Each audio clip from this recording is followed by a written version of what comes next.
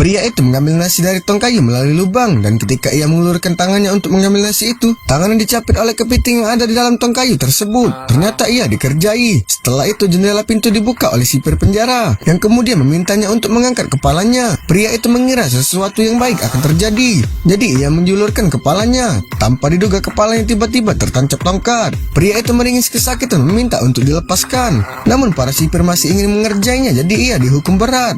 Bukan saja asupan makan harian berkurang setengahnya, tapi sinar matahari yang tersisa setiap hari juga ikut terhalang sepenuhnya. Bahkan ia hanya bisa memotong beberapa kelabang di tanah, menaruhnya ke dalam mangkuk dan meminum semuanya. Hal ini berlangsung selama 6 bulan, hingga akhirnya sipir penjara menyingkirkan papan kayu yang menghalangi sinar matahari. Hal pertama yang dilakukan pria itu adalah bersembunyi di bawah tempat tidur, karena sudah lama tidak melihat sinar matahari. Ia saat ini benar-benar berbeda dari sebelumnya. Karena kekurangan gizi jangka panjang, ia tidak dapat lagi mengendalikan tubuhnya. Bahkan giginya pun mulai tanggal. Setelah 2 tahun dikurung, ia keluar dari sel kurungan. Saat ia dikirim ke rumah sakit untuk pemulihan, rekannya menggunakan koneksinya di penjara untuk mulai memberi makan pria itu. Namun saat melihat lautan, ia terpesona oleh kebebasan. Pria itu sekali lagi memulai rencananya untuk melarikan diri dari penjara. Melihat hal ini, banyak orang bertanya-tanya mengapa pria itu berkali-kali kabur dari penjara. Bahkan ketika rekannya mengatakan bahwa ia akan meminta bantuan istrinya di luar untuk mengajukan banding lagi, ia tidak mau menunggu lebih lama lagi.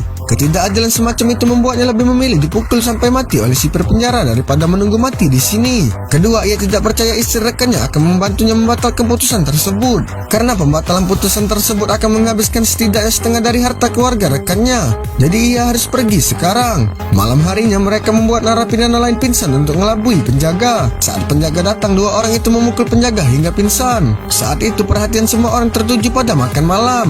Rekannya dengan cepat membuka gerbang besi terakhir dan kemudian menggunakan kelincahannya untuk menghadapi sipir penjara yang sedang menonton pertunjukan. Pria itu bersama rekan lainnya berhasil menghindari pandangan para penjaga. Rekannya mengawasi setiap gerak mereka. Keduanya segera sampai ke dasar tembok dan mereka saling membantu memanjat tembok yang tinggi. Namun saat itu teman yang hendak melarikan diri justru ditemukan oleh sipir penjara di dekatnya. Keduanya pun bertarung dan pria yang kurus kering itu bukan tandingan sipir penjara tersebut. Pada saat yang sama, penjaga penjara melihat pria itu di dinding dan mengangkat senapannya untuk menembak. Melihat rekannya dalam bahaya, pria itu segera mengambil bangku dan memukul sipir penjara hingga pingsan. Tanpa diduga, adegan ini dilihat oleh sipir penjara yang sudah terbangun. Ia tidak punya pilihan selain mengikuti pria itu untuk melarikan diri dari penjara. Setelah menarik terus-menerus, rekan pria itu akhirnya berhasil memanjat tembok tinggi. Mereka bertiga pun berhasil melarikan diri dengan perahu. Saksikan terus keseruan lainnya tetap di Snack Video, bikin semua beken.